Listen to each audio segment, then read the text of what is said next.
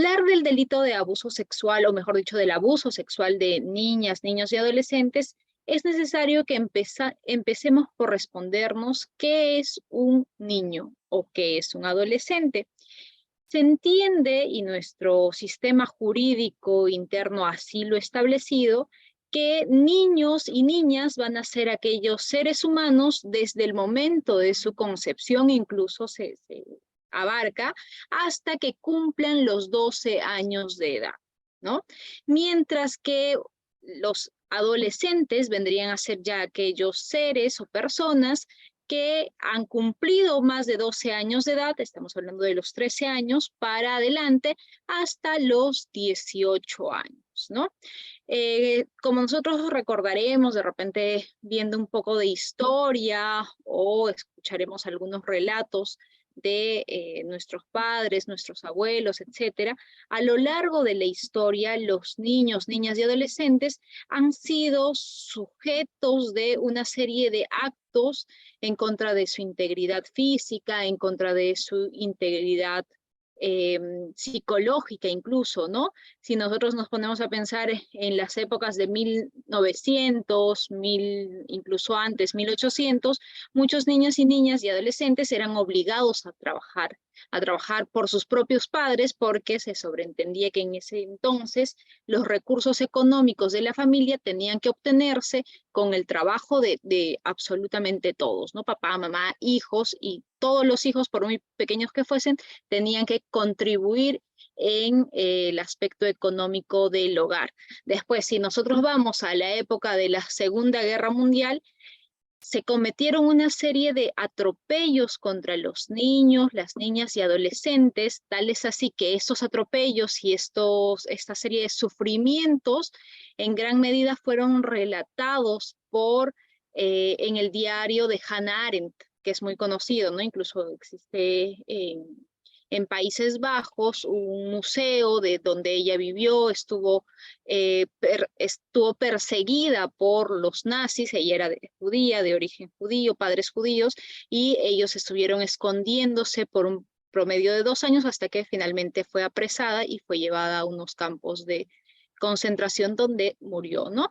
A partir de todo ello, de la evolución de la historia, los estados a nivel internacional han llegado al consenso de que los niños, niñas y adolescentes son sujetos vulnerables y que por tal vulnerabilidad merecen una especial protección, ¿no? Si nosotros vemos, por ejemplo, el artículo 19 de la Convención sobre los Derechos del Niño, en general se establece niño a toda persona menor de 18 años según la propia convención. Los estados partes tienen que adoptar todas las medidas que estén a su alcance, medidas, hablamos de legislativas, ¿no? A nivel de leyes, decretos de leyes, proyectos de ley, etcétera, que se puedan presentar. También hablamos de medidas administrativas, medidas sociales, culturales y educativas, si se quiere, para proteger a los niños contra toda forma de abuso, ya sea físico, mental, trato negligente, descuido, malos tratos, explotación, entre otros aspectos, ¿no? Y entre estos aspectos se destaca el tema sexual, ¿no? Tenemos que proteger a los niños de cualquier forma de abuso sexual. Mientras que el niño incluso se encuentre en custodia de sus padres o representantes legales o cualquier otra persona, no quiere decir que el Estado se despreocupe de estos menores, ¿no? Sino que también son sujetos especiales de protección.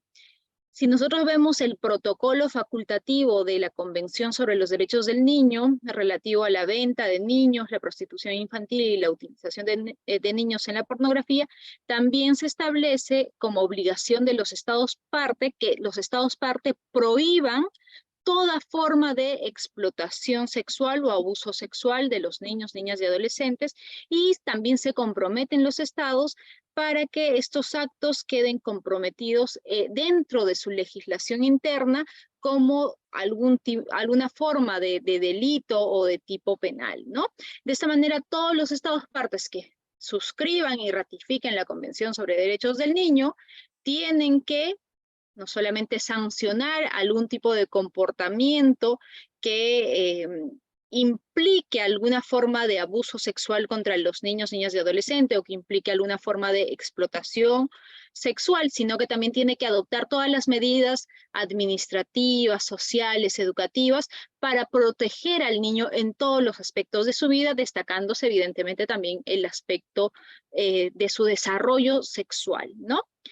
Y si nosotros hablamos de los derechos del niño dentro de ya nuestra legislación interna, dentro de nuestro país, el artículo 4 de la Constitución Política del Perú también ha establecido que la comunidad, es decir, todos nosotros como conglomerado social, y también el Estado, tienen que proteger especialmente al niño y al adolescente. Incluso en el Código de los Niños y Adolescentes, en el artículo 4, se señala también que el niño y adolescente tienen derecho a que se respete su integridad moral, psíquica, física, a su libre desarrollo y bienestar, y que no pueden ser sometidos a alguna forma de tortura, a tratos crueles, a tratos degradantes, y se consideran formas extremas que afecten su integridad personal, el trabajo forzado, la explotación económica, así como el reclutamiento forzado, la prostitución, la trata, entre otras formas de comportamientos o actos que van a implicar una explotación en los diversos aspectos de la vida del niño, niña y adolescente, ¿no? Entonces, ¿pero qué es, hablando de abuso sexual, nosotros qué entendemos por aquello que se intenta proteger a través de nuestra legislación interna, a través de diversos tratados internacionales? ¿Qué entendemos por la indemnidad sexual?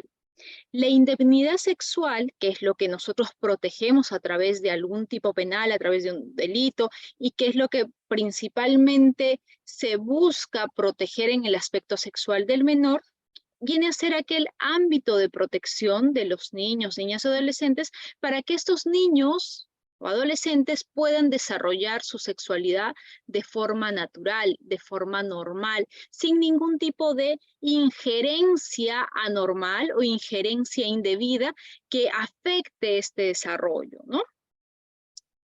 Se sobreentiende que la sexualidad de una persona se va a desarrollar a lo largo del tiempo, ¿no? Una persona de 20 años, de 30 años, de 50 años, evidentemente que tiene desarrollada su sexualidad de manera distinta a como lo tendría un niño de 10 años, de 12 años, un adolescente de 16 años, etc. Por eso se entiende que la sexualidad se va a ir desarrollando de manera gradual, de manera progresiva, y que esto de la sexualidad no solamente abarca aspectos de índole físico, porque evidentemente digamos que el aparato sexual reproductor de un varón, de una mujer, no es el mismo a los 10 años que a los 20 años, sino también la sexualidad abarca aspectos psicológicos, aspectos culturales, aspectos sociales, aspectos de conducta, una serie de diversas características, por así decirlo, ¿no? Es evidente que un adolescente de 16 años no va a saber cómo desarrollarse, comportarse muchas veces frente a las personas del sexo opuesto, ¿no? Un adolescente de 16 años de repente no va a saber cómo tratar a una mujer, cómo enamorar a una mujer, etcétera, como sí sabría una persona de 30 años, de 40 años, etcétera. Por eso es que se dice que la sexualidad abarca no solamente aspectos de índole biológico, sino psicológicos, culturales, sociales, etcétera, ¿no? Entonces, cuando un niño está en este proceso de maduración de los aspectos sexuales en su vertiente del aspecto biológico, psicológico, social, no puede tener ningún tipo de injerencia anormal de cualquier persona ajena, ¿no? No puede, por ejemplo, tener algún familiar que le incite a tener algún tipo de comportamiento sexual o que le incite a tocar alguna parte de su cuerpo, porque ello ya estaría afectando este espacio de protección que tiene que tener el menor para desarrollarse de manera gradual y de manera natural hasta que llegue a cierta madurez como para que pueda decidir libremente respecto de su cuerpo, respecto de su ámbito sexual, ¿no? Entonces, los niños y niñas y adolescentes carecen de esta madurez psicológica y biológica para emitir una decisión válida. He ahí, precisamente, la distinción que nosotros podríamos hacer o el punto divergente que podríamos encontrar entre lo que es la libertad sexual y la indemnidad sexual. Mientras que la libertad sexual se sobreentiende que es el bien jurídico que se protege a través de diversos tipos penales que se cometen contra mayores en nuestra legislación contra mayores de 14 años, en los delitos sexuales contra menores de 14 años se va a sobreentender de que estamos nosotros protegiendo la indemnidad sexual, ¿no? ¿Y qué quiere decir la libertad sexual? Nosotros, como seres humanos, tenemos un conjunto, tenemos libertad, ¿no? Pero esta libertad no solamente se traduce en el hecho de que yo pueda desplazarme de manera libre, por el territorio nacional y si tengo documentos, evidentemente salir al exterior o de repente escoger un trabajo o de repente escoger una pareja, etcétera, sino la libertad sexual, también tenemos libertad en el ámbito sexual, que quiere decir que yo tengo esta capacidad para autodefinirme, autodeterminarme en el ámbito sexual. Y este ámbito sexual tiene dos vertientes. Una vertiente para que yo pueda afirmativamente o positivamente involucrarme en algún acto de naturaleza sexual, por ejemplo, el decidir aceptar tener relaciones sexuales, pero también la libertad sexual tiene un aspecto negativo para que nosotros podamos poner un stop o para que nosotros podamos repeler cualquier tipo de comportamiento sexual que quieran hacernos sobre nosotros, ¿no? O rechazar una propuesta, o decir hasta qué momento o hasta qué punto una persona podría llegar con nosotros en el ámbito sexual, ¿no? Esa viene a ser la libertad sexual. Pero para que una persona tenga libertad sexual, como ya hemos dicho, tiene que llegar a cierto grado de madurez para que pueda libremente y voluntariamente, y para que su voluntad no esté viciada, dar su consentimiento para involucrarse en un evento de índole sexual o para repeler un evento de índole sexual. En cambio, la indemnidad sexual, como ya lo dijimos también, es este ámbito de seguridad que necesita el menor, que necesita el niño, niña y adolescente para que pueda desarrollar su vida en este aspecto sexual y llegar a cierta madurez como para que pueda decidir si tiene relaciones, si no tiene relaciones, si tiene algún tipo de comportamiento sexual o para decidir si no quiere aceptar simplemente tener algún tipo de comportamiento sexual respecto de sí mismo, ¿no? Entonces, básicamente, esa es la diferencia entre lo que es la libertad y la indemnidad sexual. Ahora bien, ¿qué viene a ser el abuso sexual infantil? Cuando hablamos de abuso sexual infantil, no necesariamente hacemos referencia a un delito o a un tipo penal regulado en nuestro código penal, ¿no? Valga la redundancia, sino que vamos a referirnos a cualquier tipo de interacción en la que una persona con poder abusa de un niño, niña y adolescente y satisface, digamos que sus apetitos o sus deseos de índole sexual con este niño y adolescente, ¿no? El abuso sexual quiere decir cuando una persona se vale del menor para satisfacer este deseo de índole sexual y evidentemente recurre al poder que puede tener respecto del menor para que éste no ponga resistencia alguna o para que éste no pueda discernir entre lo que está bien y lo que está mal, porque todavía no ha llegado a este grado de madurez, ¿no? Por eso es que se dice que debe de mediar en el abuso sexual infantil un poder, ya sea por razón de edad, ya sea por razón de sexo, ya sea por razón de clase social, entre otros, ¿no? Entonces, el abuso sexual infantil no solamente se va a equiparar a los delitos de violación sexual de menores de edad, sino que podrían ser cualquier tipo de comportamiento que una persona adulta, por lo general, causa respecto de un menor para valerse del menor y satisfacer cualquier apetito sexual, ¿no? Podríamos encajar dentro del delito, perdón, dentro del abuso sexual el delito de violación sexual, que es el, digamos que uno de los más graves. Podríamos englobar también el delito de explotación sexual de menores, podríamos englobar el delito de tocamientos indebidos de menor de 14 años, etcétera, ¿no? Entonces se abarca un conjunto de actos que podrían enmarcarse en diferentes tipos penales. Existen diversos tipos o clases de abuso sexual, ¿no?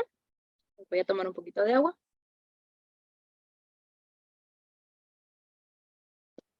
Existe el abuso sexual con contacto físico, que vendrían a ser todos aquellos actos en el que existe efectivamente un contacto físico, que no necesariamente quiere decir una penetración, entre el que detenta el poder y el menor, que podría ser un niño, niña y adolescente, ¿no?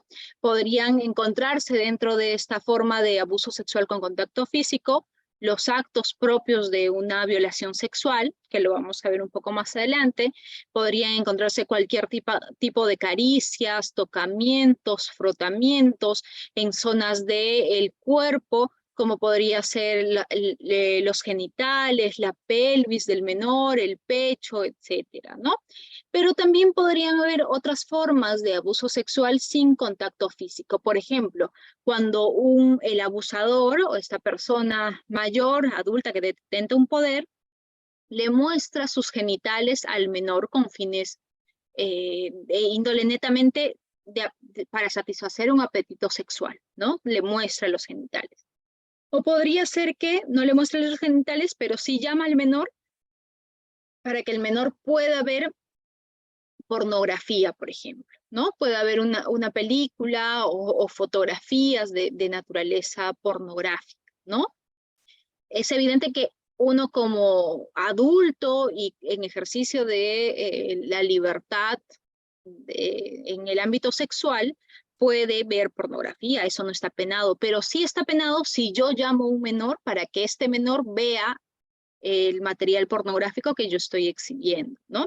Podría ser también que no lo llame, ¿no? Pero empleo al menor o le empiezo a sacar fotos o le digo que pose de determinada manera o le digo que se empiece a masturbar y yo lo filmo, es decir, que empleo al menor ya en material pornográfico, ¿no? Empiezo a hacer películas, videos con él, fotografías, etcétera, ¿no? O podría también incitar a la iniciación sexual del menor. Todos estos comportamientos están penados en nuestro Código Penal, ¿no? Mucho no es de repente de conocimiento público, pero hoy día precisamente vamos a ver si nos alcanza el tiempo estos delitos, pero existen delitos por los que uno va a ser sancionado cuando incita a la sexualidad del menor o cuando uno hace que el menor vea material pornográfico y mucho más si es que hace que el menor participe en algún evento pornográfico o explotación sexual, etcétera, ¿no? Y también podría haber, bueno, una forma o tipo de abuso sexual que es el de carácter intrafamiliar, ¿no? Que podría ser intrafamiliar con contacto físico o sin contacto físico, ¿no? Pero se entiende por este abuso sexual intrafamiliar aquel que es perpetrado o conocido por un familiar del niño, niña y adolescente, ¿no? Esta forma de abuso es de especial relevancia porque no es lo mismo que el niño, niña y adolescente sea sometido a algún tipo de abuso sexual por una persona que es X, que podría ser su vecino, que podría ser una persona que incluso no conoce, a que sea perpetrado por un miembro de su propia familia, donde se supone que el niño, niña y adolescente tendría que tener un lugar de protección, un lugar al cual pudiese acudir eh, para que lo protejan, o donde podría de repente confiar en las personas de su familia, como para contarles que le ha sucedido algún evento traumático, etcétera, ¿no? Y también es de especial cuidado este abuso sexual intrafamiliar, porque muchas veces es descubierto cuando ya han pasado muchos años, y que por lo tanto la víctima ha estado sometida de manera constante a diversas formas de abuso sexual, de violación sexual, o de otros delitos que han afectado no solamente su aspecto emocional, sino también podría ser el comportamiento o la interrelación que va a tener con los demás miembros de su familia, ¿no? Y muchas veces nosotros vemos algunos casos en los que, por el qué dirán, las familias deciden no denunciar este hecho, ¿no? Por ejemplo, si fuese una mamá que se entera que su propio padre es el abusador sexual de su hijo y decide callarlo por temor al que dirán, por no de repente hacer que la familia, los lazos familiares se resquebrajen más o se rompan los lazos familiares, entonces podría ser que esta madre no acude a la comisaría a denunciar, sino que por el contrario decide manejar el tema dentro de la propia familia, ¿no? Lo cual también podría incluso generarse otro delito de encubrimiento, etcétera, ¿no? Entonces es un tema bastante delicado cuando el abuso sexual se produce dentro del seno de la familia, por las consecuencias que se van a generar, y porque podría haber también, o a la larga, si es que la familia decide denunciar, hay una ruptura de lazos dentro de la familia, ¿no? Ahora bien, las consecuencias del abuso sexual infantil o del abuso sexual en niños, niñas y adolescentes podrían presentarse a corto como a largo plazo, ¿no? A corto plazo, por ejemplo, el menor podría tener sentimientos de desamparo, sentimientos de tristeza o cambios bruscos en los estados de ánimo, ¿no? Por ejemplo, un momento está compartiendo con la familia, riéndose, y de pronto pasa a renegar, al rechazo, a la conflictividad, etcétera, ¿no?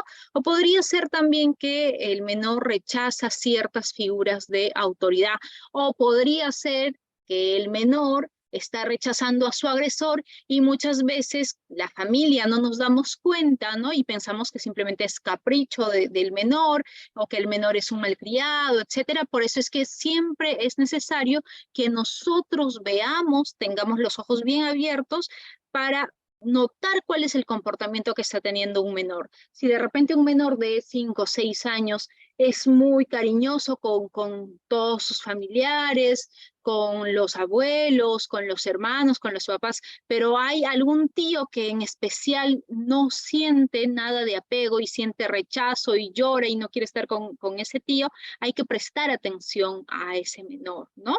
Después, otra de las consecuencias que se podrían generar a corto plazo es que de repente el menor tenga un bajo rendimiento escolar, que tenga dificultad para concentrarse, porque obviamente está sufriendo las consecuencias psicológicas de haber sido abusado sexualmente, o haber sido violado sexualmente, o haber sufrido de algún acto o tocamiento indebido, ¿no? Y esto evidentemente se va a repercutir en las actividades que tenga en el colegio.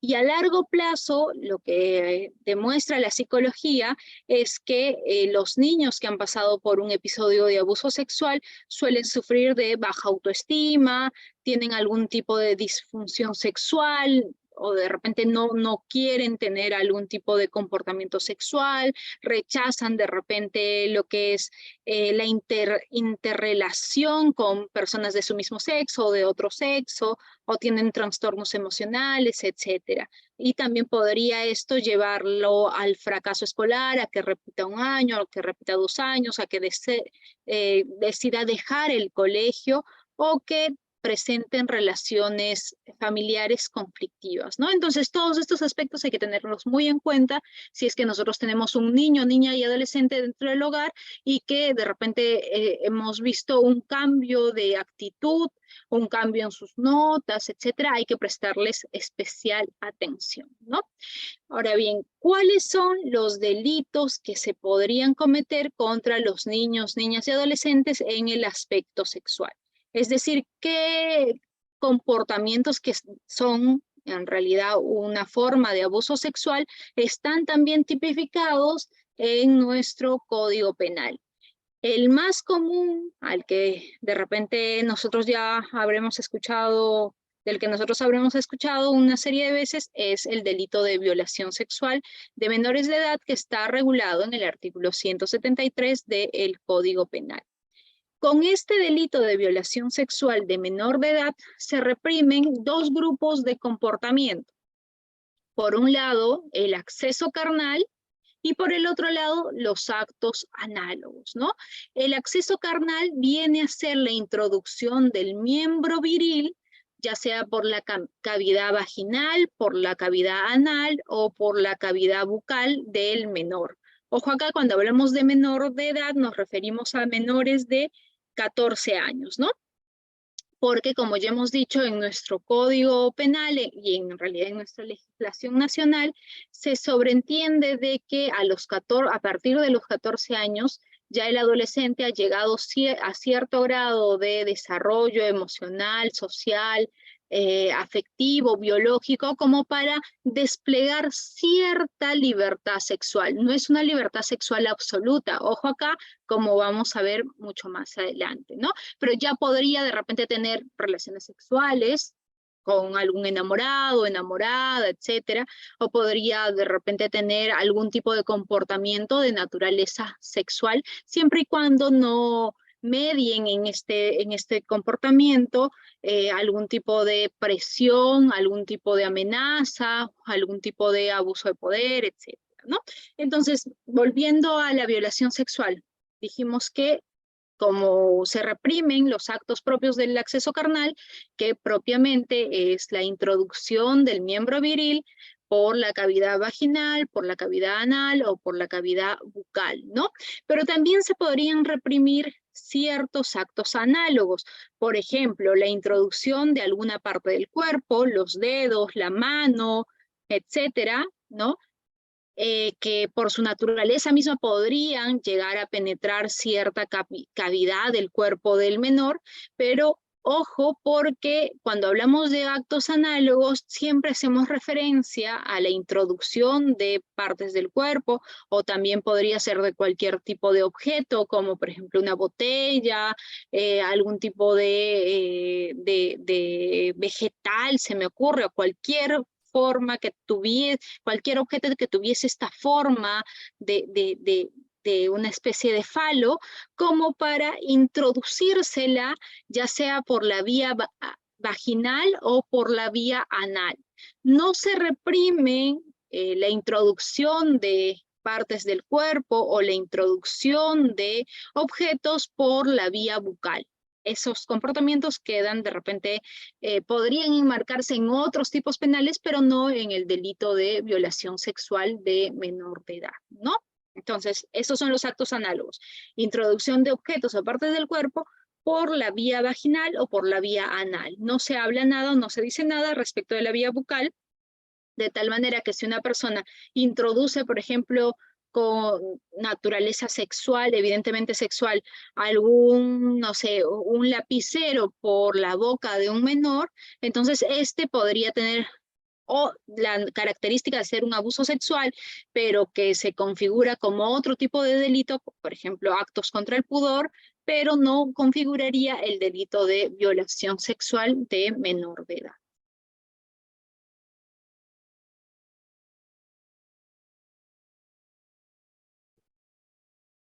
Em, Nosotros, como hemos dicho, o el sistema jurídico peruano entiende que el consentimiento en el ámbito sexual dado por los menores de 14 años carece totalmente de validez. No es un consentimiento válido que un menor de 14 años acepte tener relaciones sexuales conmigo, ¿no? Por eso es que en la casación número 42/2012 en Moquegua se ha establecido lo siguiente. Nuestro ordenamiento jurídico, bajo criterio de interpretación sistemática, protege a las personas menores de 14 años. En este caso, el ejercicio de la sexualidad con dichas personas se prohíbe en la medida en que pueda afectar el desarrollo de su personalidad y producir alteraciones importantes que incidan en su vida o equilibrio psíquico de cara al futuro. Por lo tanto, cualquier consentimiento del incapaz carece de validez, configurándose una presunción jure e de jure, es decir, que no admite prueba en contrario, de la ausencia del consentimiento válido. Así es que si nosotros, abogados, de repente tenemos algún cliente que nos dice, sí, he tenido relaciones sexuales con esta señorita de 13 años, de 12 años, pero ha sido con su consentimiento, yo no le he mentido, yo no le he forzado, que tenemos una relación de enamorados, eso carece totalmente de validez. ¿Ya? Porque ese consentimiento se sobreentiende que es de una persona que todavía no puede brindar un consentimiento válido y por lo tanto este comportamiento sería finalmente sancionado como delito de violación sexual de menor de edad, ¿no? No importa si es de 13 años, si es de 12 años, si es de 11 años, no importa cuál sea la edad, siempre y cuando sea menor de 14 años, como para que nosotros podamos sobreentender de que este comportamiento de tener relaciones sexuales con una menor de 14 años está proscrito, está prohibido en nuestro ordenamiento jurídico, ¿no?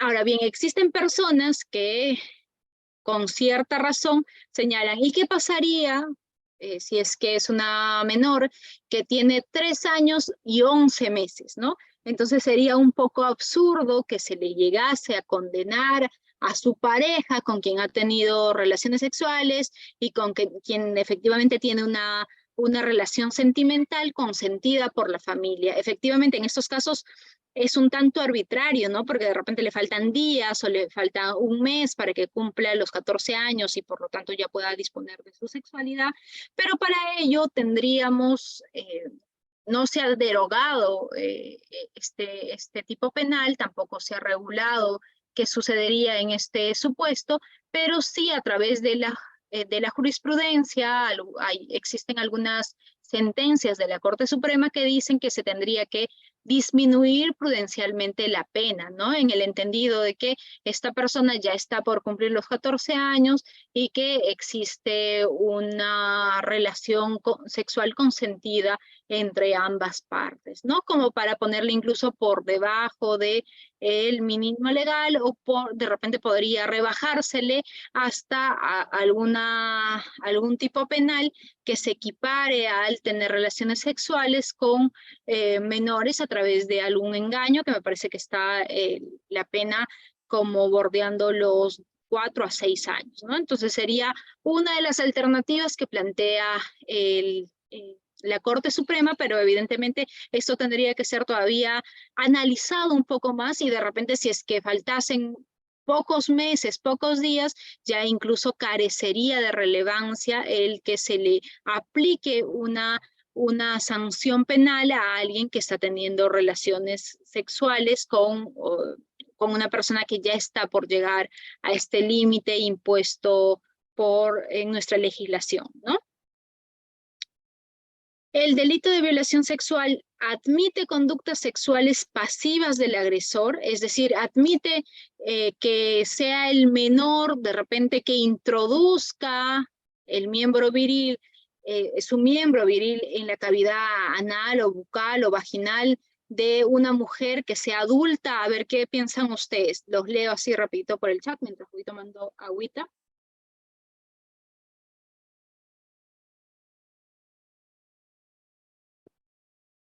Por ahí nos ponen sí.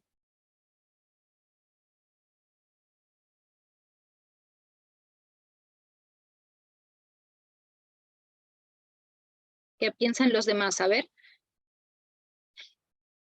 Nos ponen que sí, que sí, que sí, ¿no? Y efectivamente el delito de violación sexual admite conductas pasivas del agresor, ¿no? Así, por ejemplo, en el recurso de nulidad 189-2017 Junín, la Corte Suprema ha establecido lo siguiente.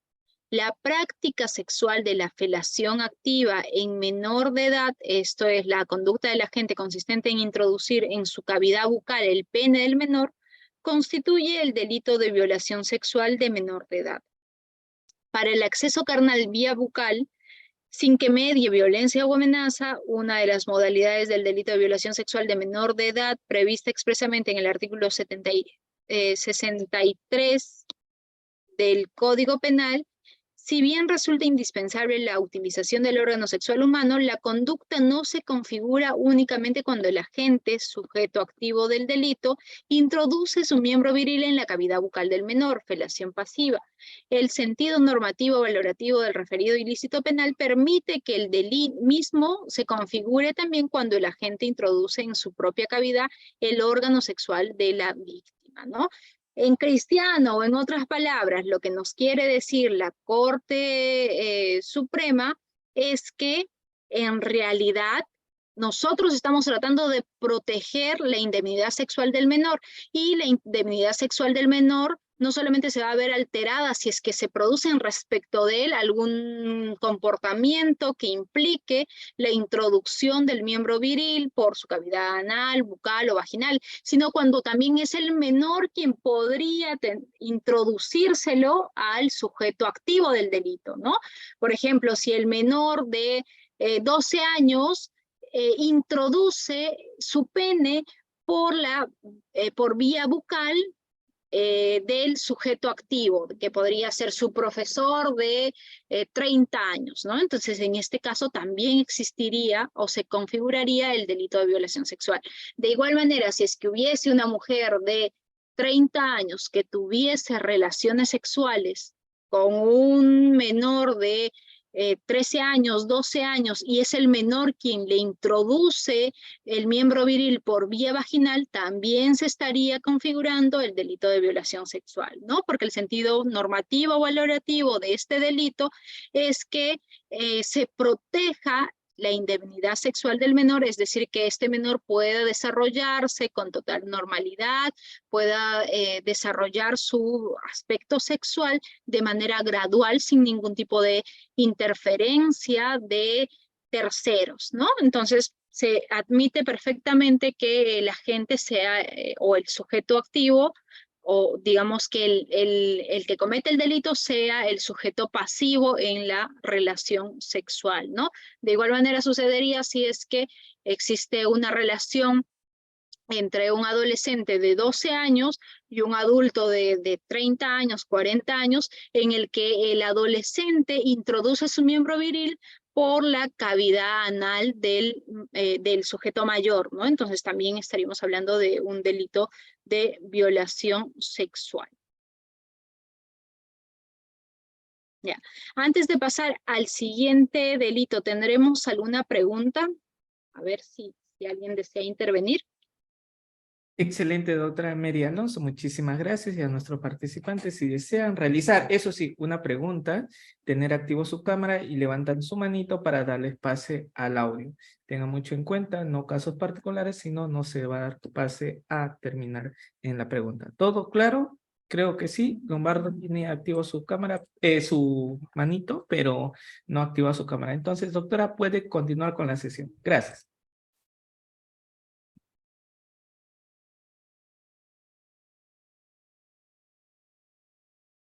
Bien, entonces continuamos con la sesión. Si tuviesen preguntas, igual al final de la clase, los que tengan la cámara encendida pueden hacer la pregunta, ¿no?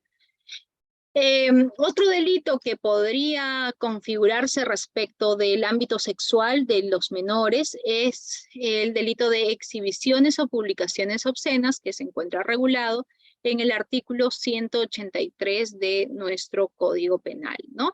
Este delito señala que va a ser reprimido con pena privativa de libertad no menor de 4 ni mayor de 6 años la persona que muestra, vende o entrega a un menor de 18 años. Obsérvese acá porque establecen el límite de 18 años, ya no estamos hablando de 14 años, ¿no? Como en el delito de violación sexual de menor de edad. Vende, entrega a un menor de 18 años por cualquier medio objetos, libros, escritos, imágenes, visualizaciones o visuales o auditivas que por su carácter puedan afectar su desarrollo sexual. Imagínense ustedes que existe una persona de 50 años, que le muestra a un menor de 18 años, podría ser por ejemplo un adolescente de 16 años, algún tipo de fotografías o de repente algún tipo de imágenes donde se esté viendo algún comportamiento de relaciones sexuales entre un animal y un ser humano, ¿no? Entonces, evidentemente, esto por su naturaleza, por el carácter del contenido de esta imagen o de este video, podrían afectar el desarrollo sexual de este menor, ¿no? Entonces, eso está proscrito, eso está prohibido, eso está penado. De igual manera, podría ser penado aquella persona que incita a un menor de 18 años a la práctica de un índole sexual o le facilita la entrada a lugares con dicho propósito. Ojo acá, mucho ojo, porque no sé si han escuchado algunos comentarios, de comentarios que en realidad se toleran, se aceptan en nuestro medio todavía machista, pero he escuchado varias narraciones de padres, por ejemplo, que antiguamente eh, incitaban el despertar sexual de sus hijos y los llevaban a algún prostíbulo, por ejemplo, para que sean ahí los que debuten y se entrenen, qué sé yo. Entonces, esto también es un comportamiento que está penado, el que se le incite a un menor de 18 años a la práctica de un acto de índole sexual o le facilite la entrada a lugares de dicho propósito. Si facilito la entrada de un menor a un prostíbulo, evidentemente estaría yo cometiendo el delito de exhibición o publicaciones obscenas, ¿no?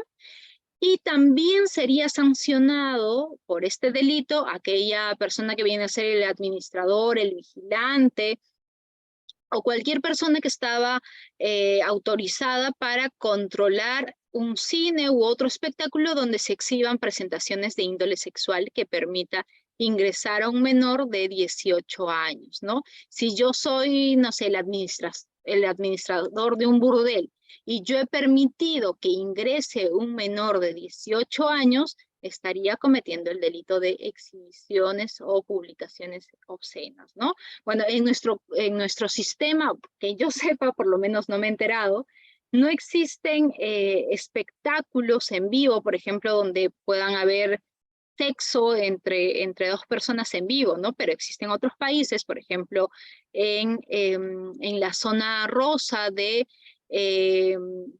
Países Bajos, de Ámsterdam, de la zona rosa, donde sí existen espectáculos sexuales en vivo, ¿no? Es como una especie de teatro donde tú puedes escoger la programación que quieras y puedes ingresar a ver a dos personas que estén teniendo alguna representación sexual, ¿no? Podría ser una representación sexual entre mujer y varón, o podría ser representaciones sexuales de carácter homosexual, etcétera, ¿no? Entonces, evidentemente se paga para que tú puedas acudir a estos lugares. Entonces, imaginándonos que esta especie de teatro donde existiesen representaciones sexuales o exhibiciones sexuales existiesen en nuestro país y fuese legal. Entonces, si yo soy el administrador, yo soy el vigilante y yo he permitido que un menor ingrese a esta especie de teatro, también estaría cometiendo el delito de exhibiciones o publicaciones obscenas, ¿no? Entonces hay que tener especial consideración por este delito porque a veces entre hombres o entre padres e hijos suelen bromear, sí, que vamos a ir, que a tal sitio, a cual sitio, que te voy a llevar. Entonces, sin saber que en realidad estás tú incurriendo en un delito porque estás, uno, incentivando el despertar sexual de algún adolescente, ¿no? Que como hemos visto son sujetos especiales de protección y que si bien a partir de los 14 años tienen cierta libertad sexual, esta libertad sexual no es absoluta, ¿no? No es como para que puedan hacer todo lo que les venga en gana o para que nosotros les podamos ofrecer de repente dinero a cambio de tener relaciones sexuales o para que nosotros les podamos vender o entregar algún tipo de material que podría afectar su libre desarrollo y normal desarrollo en el ámbito de su sexualidad.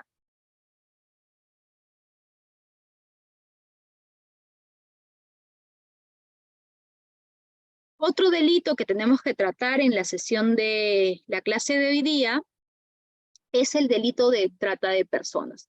Para que nosotros ingresemos a hablar de la trata de personas en cuanto a los menores de edad, primero tenemos que hacer un recuento de qué es el delito de trata de personas en su variante para mayores de edad, ¿no? El delito de trata de personas está regulado en el artículo 129A del Código Penal, ¿no? Este delito sanciona a aquella persona que, valiéndose de actos de violencia, amenaza o cualquier forma de discriminación, privación de la libertad, fraude, engaño, abuso de poder, etcétera, capte, transporte, traslade o acoja o reciba o retenga a una persona ya sea dentro del país o fuera del país, pero con la finalidad de explotarla posteriormente, ¿no? Y hablamos de explotación en su vertiente más amplia, no solamente como explotación sexual, sino podría ser someterla a una forma de esclavitud, a una forma de servidumbre, etcétera, ¿no?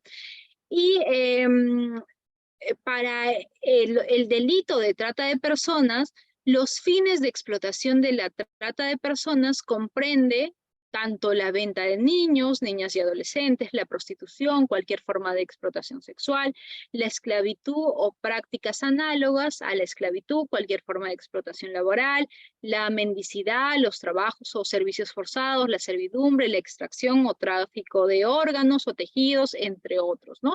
Es decir, que todos estos comportamientos van a equipararse a los fines de explotación que se tiene en el delito de trata de personas. Pero veamos cada uno de los elementos objetivos de este tipo penal, ¿no?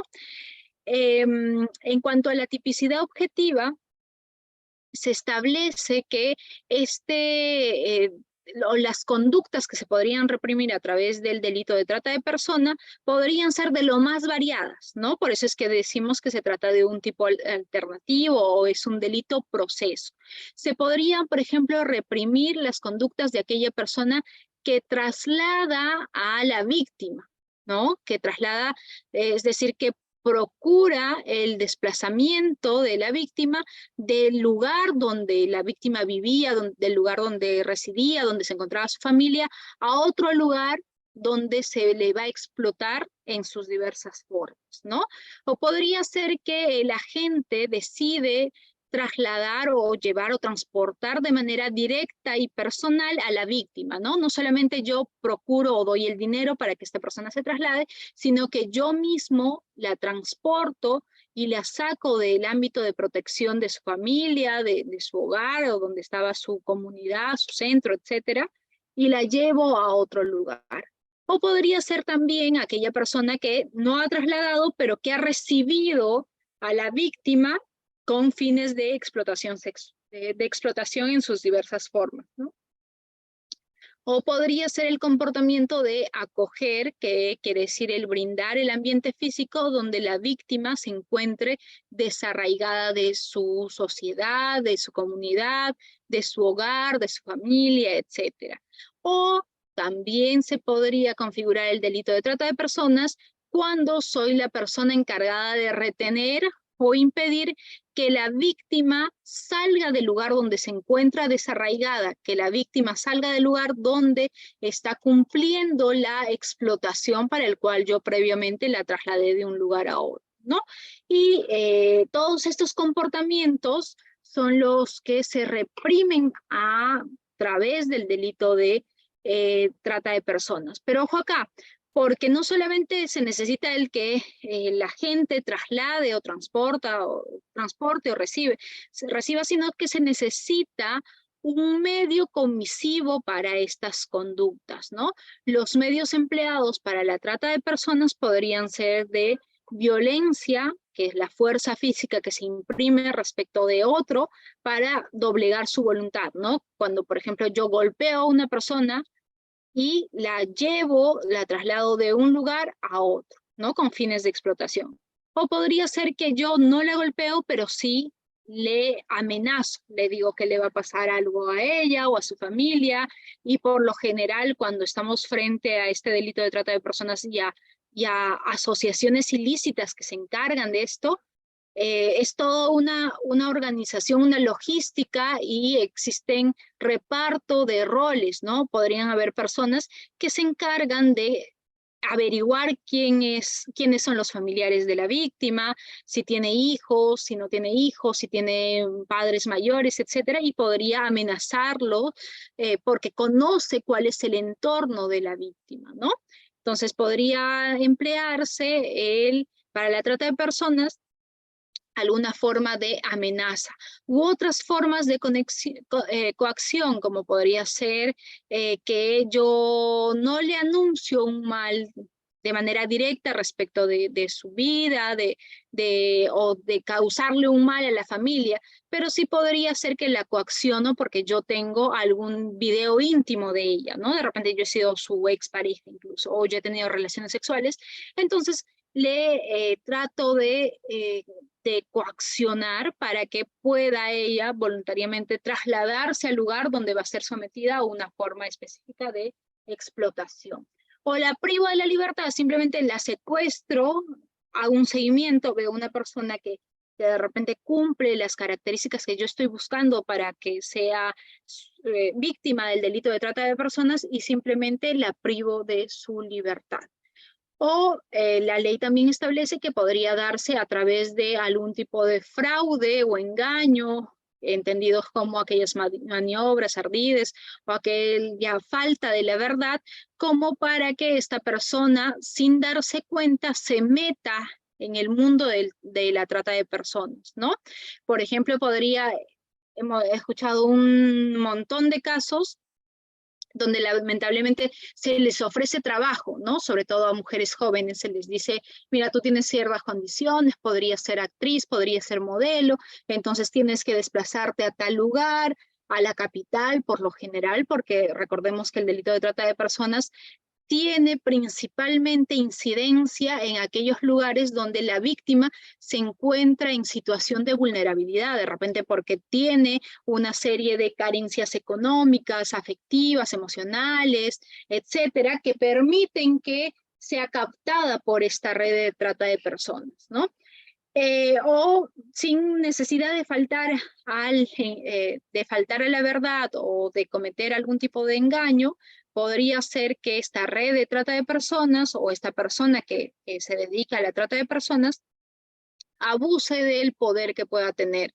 Podría tener una posición de superioridad para influenciar en la voluntad de la víctima. Por ejemplo, podría ser que yo soy el miembro de una iglesia, soy de repente el párroco, o podría ser de repente la autoridad máxima de la iglesia, pero que estoy metido en en una red de trata de personas, y me valgo de esta posición de superioridad e influencio en la voluntad de la víctima. Mira, ¿sabes qué? Me parece que es una buena oportunidad, podrías ir, trabajar, podrías hacer tal cosa, o el Señor tiene para ti grandes proyectos, qué sé yo, ¿no? Entonces, ganarte tratar de influenciar en la voluntad de esta persona, valiéndote del poder o ascendencia que puedas tener ascendencia moral me refiero, que puedas tener respecto de la víctima, ¿no? O puede ser cualquier abuso de la situación de vulnerabilidad que podría tener la víctima. Como ya hemos dicho, podría ser que la víctima tiene una serie de carencias económicas, tiene mucha necesidad, y que la gente se vale de esta situación de carencia, de necesidad, para captar a su víctima. O podría ser incluso que yo ofrezco el pago o le doy algún pago para que esta persona decida voluntariamente someterse a la trata de personas, ¿no?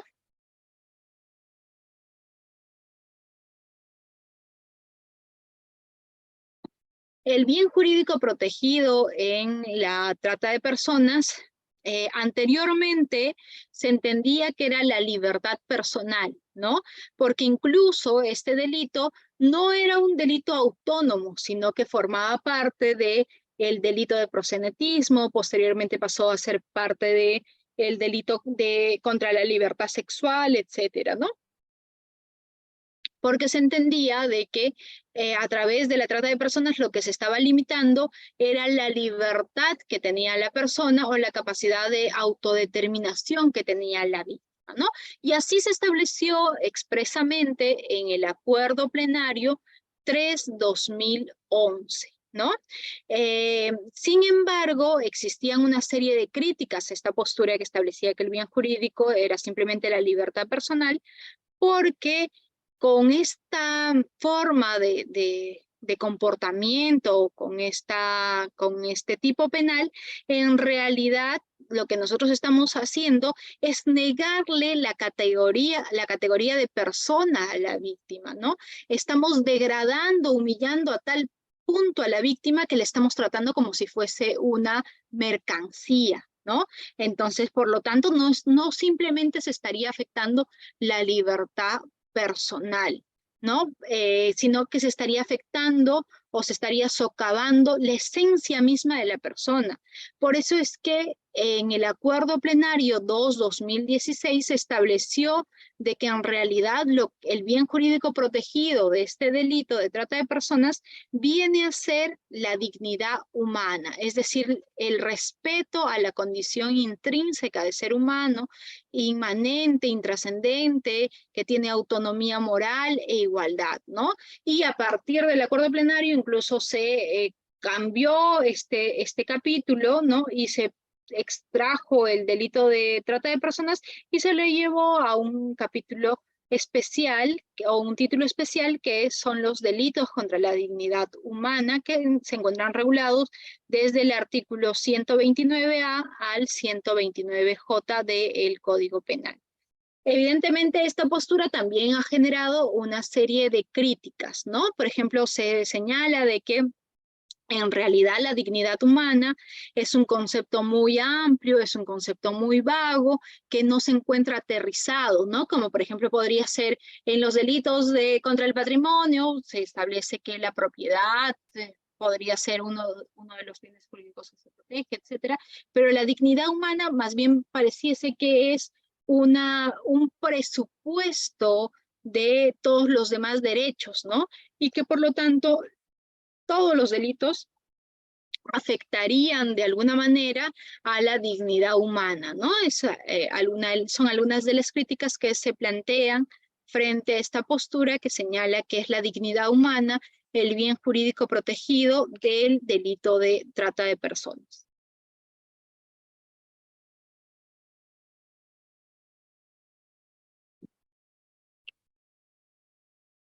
El delito de trata de personas como sujeto activo va a tener a cualquier persona, es decir, cualquier persona, varón, mujer, sea la edad que tenga, podría ser el agente del delito de trata de personas o quien comete el delito de trata de personas. Mientras que sujeto pasivo también podría ser cualquier persona, varón, mujer, sin importar cuál sea la edad que pueda tener esta persona. Y hay que tener especial consideración en la víctima, ¿no? Cuando nosotros de repente analicemos quién es víctima del delito de trata de personas, hay que ver cuáles son los aspectos relacionados a su consentimiento, porque podría ser que esta persona se encontraba a tal grado de vulnerabilidad que en realidad prestó su consentimiento porque no tenía otra opción, ¿no? Por ejemplo, si se trata de una persona que estaba en extrema pobreza, en realidad el consentimiento que habría dado para someterse de repente a la prostitución, ¿no? No sería un consentimiento válido porque esta persona se sobreentiende de que es una persona o mejor dicho, esta persona está adoleciendo de ciertos aspectos económicos y por lo tanto le están colocando en una especial situación de vulnerabilidad, ¿no? Por eso es que se tiene que hacer un análisis especial respecto al consentimiento que ha podido tener la víctima, ¿no? Por eso el artículo 129A, que es el de trata de personas, establece que el consentimiento dado por la víctima mayor de edad a cualquier forma de explotación carece de efectos jurídicos cuando el agente haya recurrido a cualquiera de los medios enunciados en el inciso 1, ¿no? Es decir, si ha acudido a alguna forma de engaño, alguna forma de mentira, la coacción, la amenaza, alguna forma de abuso de poder, o se ha valido simplemente o digamos que de la situación de vulnerabilidad de la víctima, entonces este consentimiento no va a tener efecto jurídico alguno. En cuanto a la tipicidad subjetiva, el delito de trata de personas evidentemente requiere de dolo, conocimiento más voluntad, pero además se exige un otro elemento adicional del dolo, por eso es que se dice que es un delito de tendencia interna trascendente, y este elemento adicional al dolo es que yo pretenda captar, recibir, retener, transportar a las personas valiéndome de uno de los medios comisivos que ya hemos analizado, pero con fines de explotación. Es decir, que yo he captado a esta persona a través de un engaño, por decirlo de alguna manera, con el fin de que de repente sea sometida a alguna forma de explotación sexual, se le prostituye, ¿no? O sea sometida a esclavitud o acto análogo, ¿no? No se le va a prostituir, pero de repente me va a servir como si fuese prácticamente una esclava, ¿no? Sin ningún tipo de paga, ¿no? En condiciones infrahumanas, donde pueda hacer prácticamente lo que yo le ordene, lo que yo le diga, etcétera. O pueda ser sometida a trabajos forzados, a trabajos que no van con su propia fuerza física, ¿no? O que son trabajos que exceden la fuerza física que esta persona podría tener. O podría ser el caso de venta de menores, ¿no?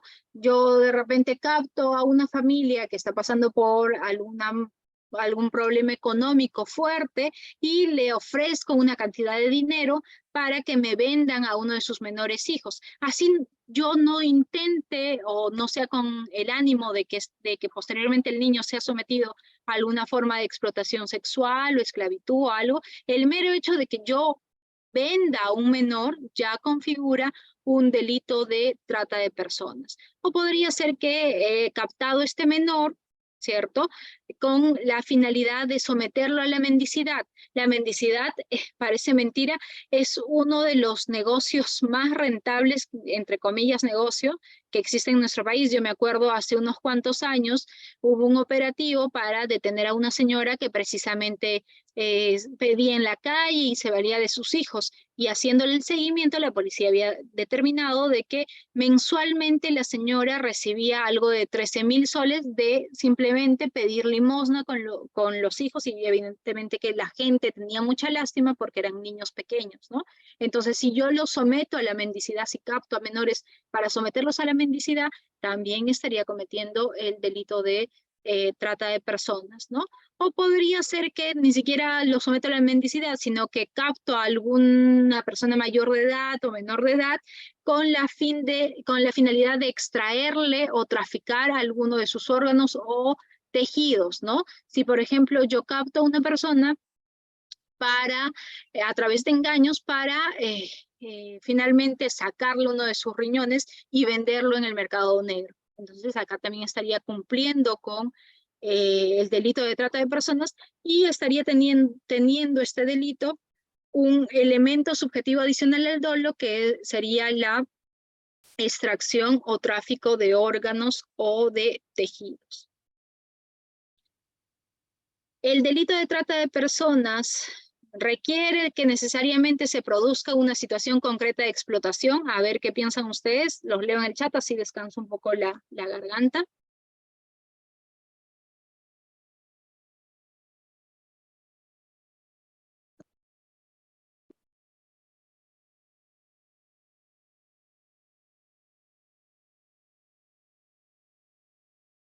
A ver, por ahí, Víctor Edu Flores nos dice que no. Ronald nos dice sí, Sandra Pacheco nos dice sí, Nelly Aliaga no, José Velázquez no, no, sí, sí. Entonces no nos ponemos de acuerdo, ¿no? ¿Sí o no? Como hemos visto, hemos leído, hemos analizado el delito de trata de personas, si bien es un delito de tendencia interna trascendente en el sentido de que el agente tendría que tener una intención adicional, no solamente bastaría con el dolo, sino que su finalidad última sería la de someterla a la explotación sexual, mendicidad, tráfico de órganos, etcétera, pero no es necesario que se llegue a dar este comportamiento de explotación concreto, ¿no? Y si se llegase a dar el comportamiento de explotación adicionalmente, entonces estaríamos hablando de otro delito, además del delito de trata de personas, ¿no? Es así que el acuerdo plenario número 6/2019 ha establecido que el contenido del injusto en el caso de trata de personas y explotación sexual es distinto, ¿no? Señalando solamente el delito de explotación sexual, porque hemos dicho que la trata de personas puede tener distinta finalidad, no solamente la explotación sexual. Entonces, cada uno de estos comportamientos podría abarcar un delito distinto, un delito autónomo, y que estando frente a un concurso real de delitos, lo que tendría que ocurrir es que las penas se sumen, ¿no? Y no siempre la explotación sexual deriva de un delito de trata de personas. Puede ser que la víctima no haya sido captada como para llevarla de un lugar a otro y que permanezca desarraigada de su familia, desarraigada de su sociedad, etcétera, simplemente que se le ha sometido a explotación sexual y ella va todos los días a su casa y está con su familia, etcétera. Entonces, no necesariamente la explotación sexual va a provenir o va a tener su origen en un delito previo de trata de personas, ¿no? Si nosotros vemos el artículo 129H del Código Penal, se señala que el que hace ejercer a una niña, niño o adolescente actos de connotación sexual con la finalidad de obtener un aprovechamiento económico o de otra índole, va a ser reprimido con pena privativa de libertad no menor de 15 ni mayor de 20 años, ¿no?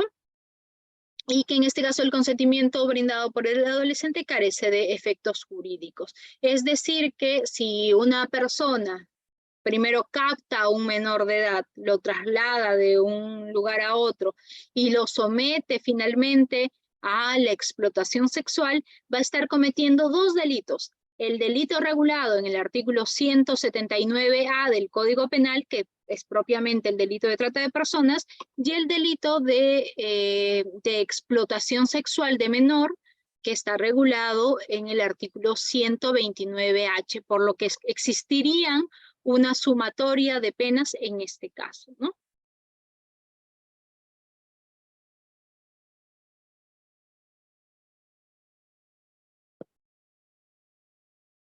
En esta misma línea, la casación 1351/2019 sostiene que de esta manera en este tipo penal comprende una serie de conductas como la captación, el transporte, el traslado, la acogida, la recepción o la retención de personas. Los tratantes de personas utilizan diversos medios para lograr el reclutamiento, como la violencia, la amenaza u otras formas de coacción, la privación de la libertad, el fraude, engaño, abuso de poder o de una situación de vulnerabilidad, la concesión o recepción de pagos o de cualquier beneficio. En este orden de ideas, este delito es independiente del que con posterioridad se produzca una situación concreta de explotación.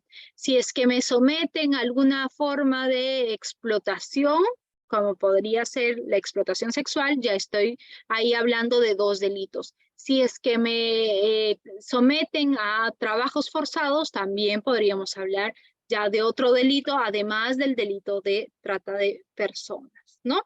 Ahora bien, aterrizando un poco el delito de trata de personas en lo que son los menores de edad, vemos que en los casos de menores de edad, cuando se produce la captación, transporte, traslado, acogida, recepción, retención, etcétera, de los niños, niñas y adolescentes con algunas formas de explotación, ya se va a considerar este mero comportamiento como un comportamiento pasible de enmarcarse en el delito de trata de personas.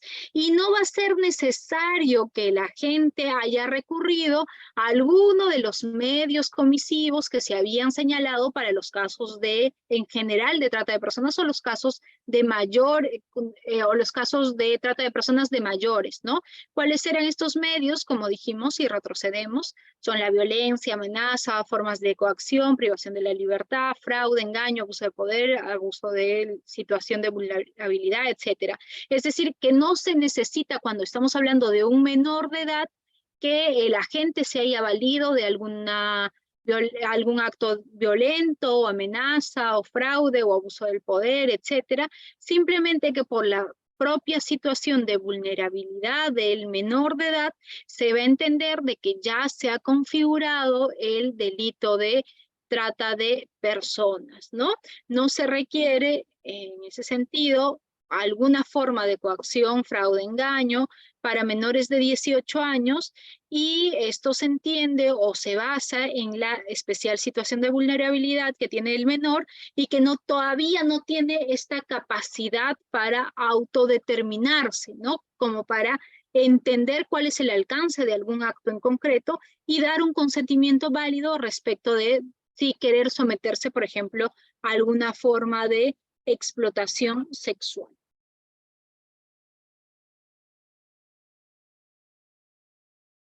Entonces, más o menos enmarcamos así el delito de trata de personas en lo que se refiere a menor de edad. Si es que el agente capta a un niño con la finalidad de someterlo a alguna forma de explotación sexual, por ejemplo, ya estamos hablando del delito de trata de personas, sin necesidad de que el mayor se haya valido del abuso de su poder, se haya valido de alguna forma de coacción, se haya valido de medios económicos para captar al menor, etcétera. Eso es el delito de trata de personas en menores de edad. En este mismo título de delitos contra la dignidad se regula lo que es la pornografía infantil. En este caso se va a sancionar penalmente a aquella persona que posea, es decir, tenga en su poder, promueva, ¿no? Es decir, incentive o empiece a intercambiar o empiece de repente a financiar algún acto en concreto. Fabrique, distribuya, exhiba, ofrezca, comercialice, publicite, publique, importe o exporte por cualquier medio, ya sean objetos, libros, escritos, imágenes, videos o audios, o realiza cualquier tipo de espectáculos en vivo de carácter sexual en los cuales participan menores de 18 años de edad.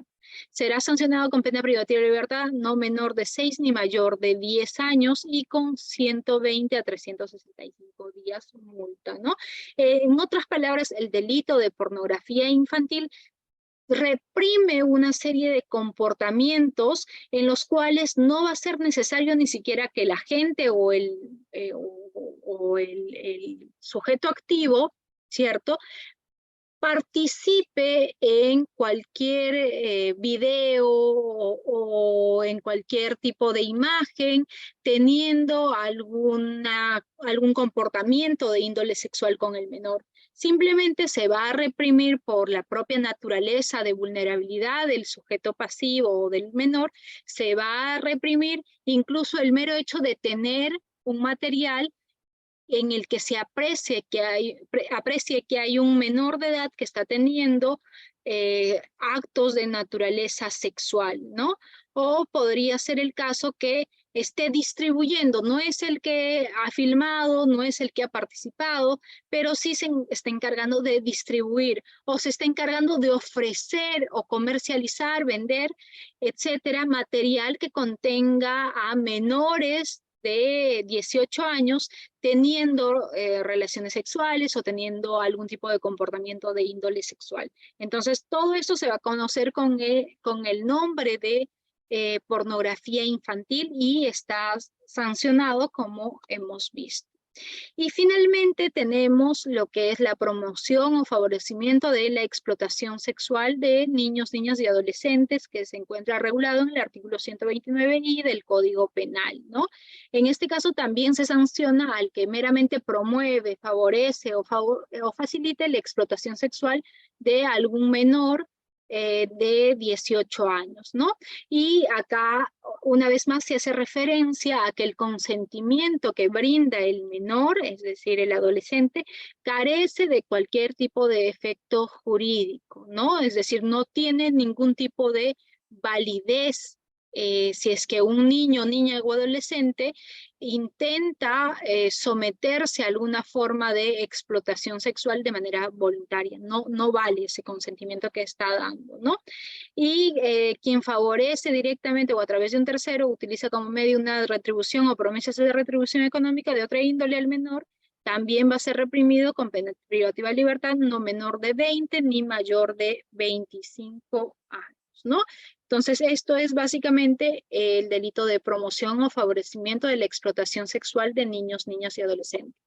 Como hemos visto, existen diversos comportamientos de abuso sexual infantil que se encuentran tipificados en nuestro ordenamiento jurídico como delito, ¿no?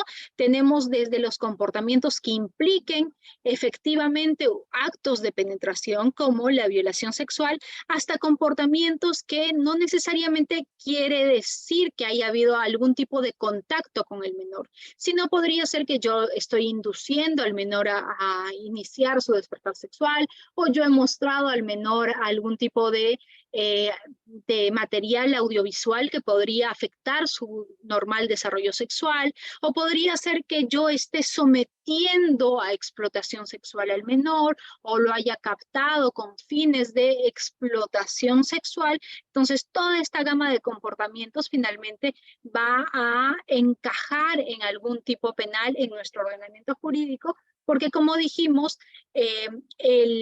los menores de 18 años son sujetos especiales de protección y que por lo tanto, si bien a partir de los 14 años pueden tener cierto tipo de libertad para aspectos sexuales, esta libertad es un tanto restringida o es un tanto tutelada por el Estado. Por eso es que no existiría un consentimiento válido de un adolescente de entre 14 y 18 años como para aceptar someterse a algún tipo de acto de prostitución o aceptar someterse a algún tipo de material pornográfico, porque este comportamiento ya estaría reprimido respecto de aquellas personas que favorecen, comercializan o facilitan este tipo de comportamientos del menor.